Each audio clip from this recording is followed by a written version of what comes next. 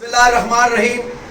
सबसे पहले मैं मरकज़ में ताजरान बिन बाज़ार रेवेंड, महर इमरान साहब, हाजी बिबुल्ला खान साहब और जो कि मेरे दीगर दोस्त अहबाब मौलक मोहम्मद अब्बास साहब, जनरल सेक्रेटरी, ये तमाम को मैं खराज तहसीन पेश करता हूँ, जिन्होंने आज प्रेस क्लब तहसील रेवेंड में आकर अपना बयान रिकॉर्ड करवाया और फ़ौज पाकिस्तान के हक़ में नारे लगाए और इज़हार यकजहती की।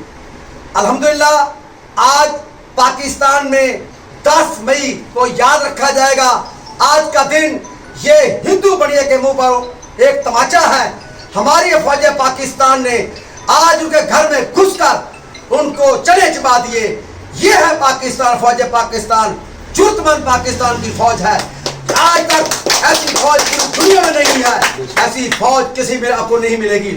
हम जनाब सैयद आसम मनीर साहब को खराज तहसीन पेश करते हैं और उनकी जुर्त को सलाम।